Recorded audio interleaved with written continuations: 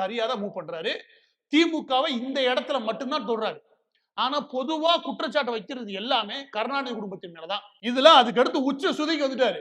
மத்ததெல்லாம் விட்டுறலாம். இந்த இடத்துல ஏறக்குறைய நான் உண்மையிலே பாராட்டுவேன். ஏன் அப்படின்னா சினிமா பிரபலமா இந்த சினிமா உலகத்துல இருந்து வரக்கூடிய எந்த ஒரு நபர்களுமே கருணாநிதி குடும்பத்தை எதுக்காது. ஏன்னா அவங்களோட பெரிய அளவுல கள்ள பணம் இருக்குது. கருப்பு பணத்துல வாழணும். அதுலயே இந்த பன்னிகள் பொறல்ற மாதிரி பொறல்றதுக்கு இந்த சினிமா உலகமே அவர் தயாரா இருக்குது. பிலிம் இண்டஸ்ட்ரி அப்படிதான் வச்சுக்கோங்களேன். ஆனா அதுல இருந்து ஒருத்தர் வந்து இந்த குடும்பத்தை இந்த அளவுக்கு வாங்கினது மட்டும் இல்லாம அதுக்கு மேல ஒண்ணு சொல்றாரு. சிஎம் சார் என்னென்ன மிரட்டி பாக்குறீங்களா? மிரட்டுறதுக்குலாம் ஆள் இல்ல இந்த விஜய். அப்படின்னு இதையெல்லாம் என்ன மாதிரி தோணி தெரியுமா? இத்தனை 50 வருஷமா நான் தான் பெரிய ரவுடி அப்படின்னு சொல்லியிருந்தான் பாருங்க. அந்த கட்சிக்கு விடுற பெரிய சவால். இந்த மிரட்டலுக்குலாம் நான் ஆள் இல்ல அப்படின்ட்டாரு. அத்தோட அந்த வசனத்தோட சேர்த்து ஒண்ணு சொல்றாரு. குடும்பத்தோட கொள்ளையடிச்சு வாழ்ற உங்களுக்கே இவ்வளவு இருக்குன்னா உழைச்சு வாழ்ற எனக்கு எவ்வளவு இருக்கும்? இதெல்லாம் எவ்வளவு பெரிய அசிங்கம் தெரியுமா?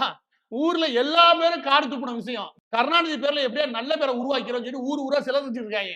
இவன் சிலை திறந்து புது புது வரலாறா எழுதி கருணாநிதிக்கு நல்ல பேர் உருவாக்கலாம் இந்த குடும்பம் தயார் பண்ணும்போது மொத்தத்தையும் வெடி வச்சு தகர்க்கிறாரு விஜய்.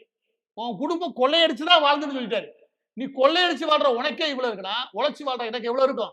இதுதான் ஒட்டுமொத்தமா நாகல விஜய் அவர்கள் பேசின பேச்சுல மிக முக்கியமானது, பிரதானமானது. இத பேசின வகையில விஜய் அவர்களுக்கு பாராட்டுகள். அனலா இருந்துகிட்ட தேர்தல் களத்தை ஏறக்குறைய தீப்பிடிக்க வச்சிருக்காரு விஜய் அவர்கள். இன்றைய